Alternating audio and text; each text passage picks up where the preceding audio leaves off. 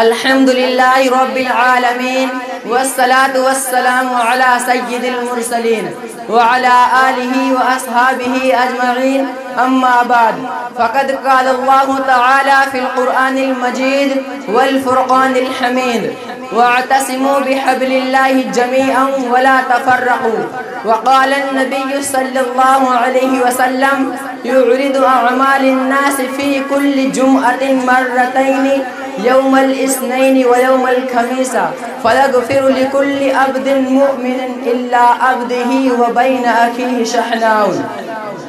حضرات گرامی، میں آپ جیسے عظیم المرتبت اشخاص کے روبرو آپ سے انتشار کے خسارہ کے تحت لب کشائی کر رہا ہوں،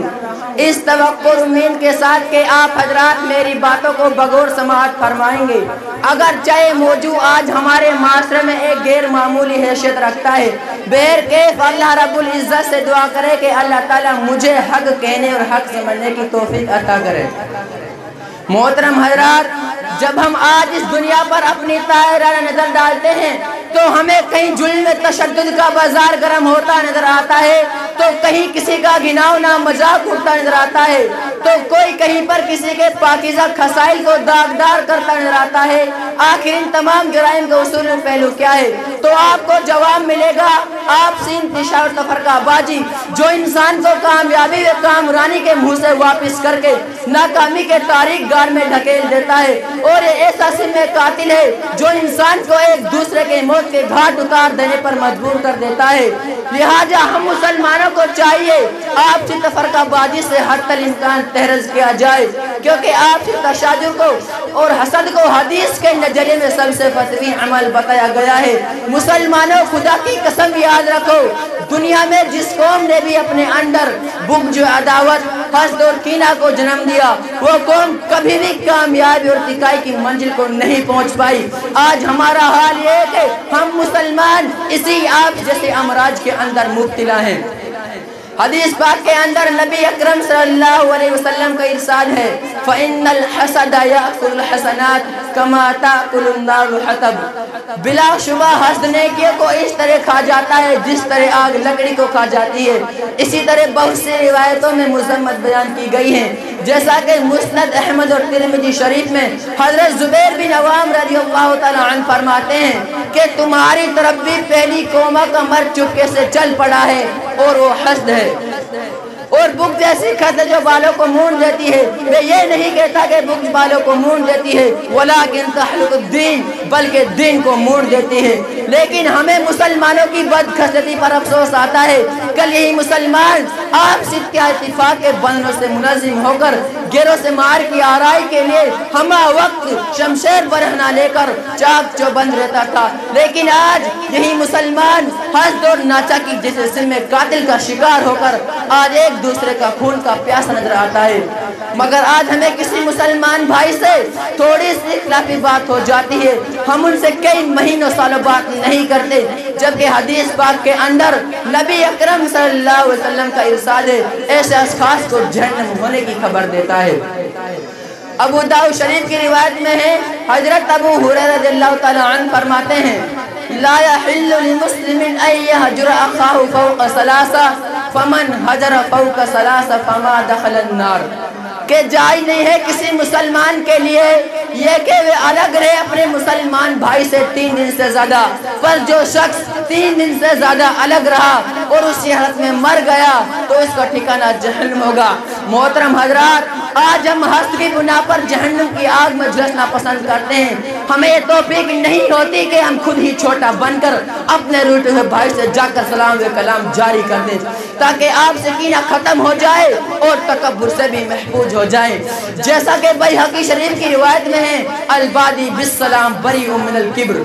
سلام میں پہل کرنے والا تکبر سے بری رہتا ہے. اور آگے چلے، آج ہمارے معاشرے میں کچھ ایسے بھی افراد ہیں جو تفرقہ بازی اور پرامن ماحول کو مسموم فضا میں تبدیل کرنے کے لیے کلیدی رول ادا کرتے ہیں. اپنے تو تفرقہ بازی کرتے ہی ہیں، ستم والا ہے ستم میں کہ دوسروں کو تفرقہ بازی اور حسد جیسے فعل کی جانب برا نتیجہ عطا کرتے ہیں. ایسے احمقوں کے بارے میں شاعر نے کیا خوب کہا ہے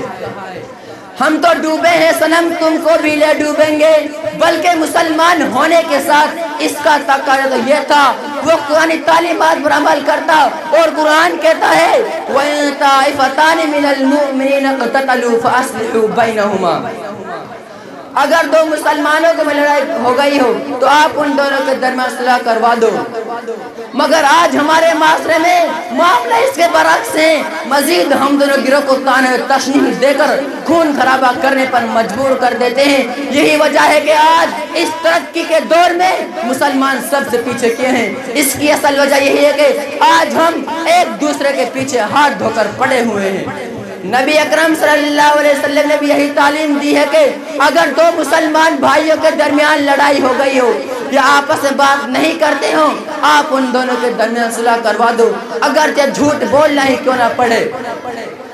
بخاری شریف کی روایت میں ہے اصلح بین الناس ولو بالکذب، کہ لوگوں کے درمیان صلح کرواؤ اگرچہ جھوٹ کیوں نہ بولنا پڑے۔ صحابہ نے عرض کیا کہ رسول اللہ جھوٹ نہیں ہے، پھر آپ صلی اللہ علیہ وسلم نے ارشاد فرمایا لیس الکذاب الذی یصلح بین الناس، کہ وہ شخص جھوٹا نہیں کہلائے گا جو لوگوں کے درمیان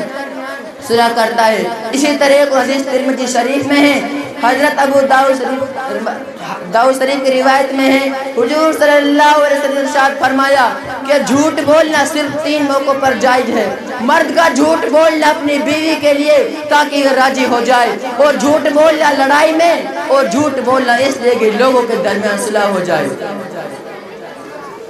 لہٰذا ہم مسلمانوں کو ان تمام احادیث سبق لینا چاہیے اور مکمل دھیان رکھنا چاہیے، کیونکہ آپسی بغض و عناد سے ہمارا سب سے بڑا خسارہ یہ ہے کہ ہم جتنا بھی عمل صالح کرتے ہیں الحمدللہ کوئی مقبول نہیں اور نہ ہی کوئی گناہ معاف ہوتا ہے۔ بندہ کا نامہ اعمال ہفتہ میں 2 روز پیش کیا جاتا ہے اور جمعرات اور پیر کے دن بخش دیا جاتا ہے ہر مومن بندہ کو الا عبدا بینہ و بین اخیہ شحناء، مگر اس بندے کی بخشش نہیں ہوتی اس کو اس کے بھائی کے درمیان عداوت ہو۔ اسی طرح ہم لوگوں کے اندر ایک اور مرض بھی ہے، وہ یہ ہے کہ ہم لوگ اپنے مسلمان بھائی کا تمسخر اور استہزاء کی نیت سے نام بگاڑ دیں اور ان کو حقارت کی نگاہ سے دیکھتے ہیں، جبکہ قرآن تاکید طور پر اعلان کرتا ہے وَلَا تَنَابَزُوا بِالْأَلْقَابِ بِئْسَ الِاسْمُ الْفُسُوقُ بَعْدَ الْإِيمَانِ،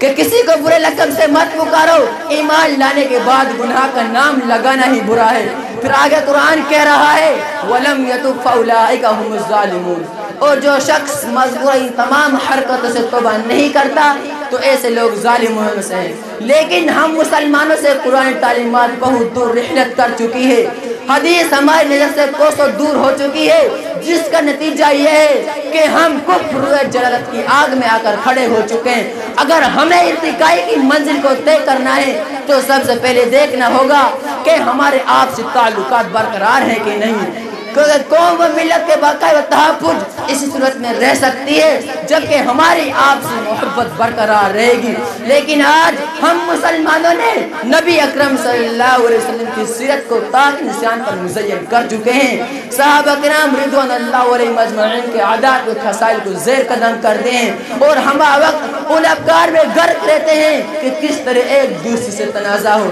لیکن شریعت اسلام اپنے حق طلبی کے لیے کسی سے تنازع ہونے کی اجازت نہیں دیتی، کیونکہ لڑائی کرنے والا اللہ تعالیٰ کے نزدیک سب سے مقبول شخص ہے،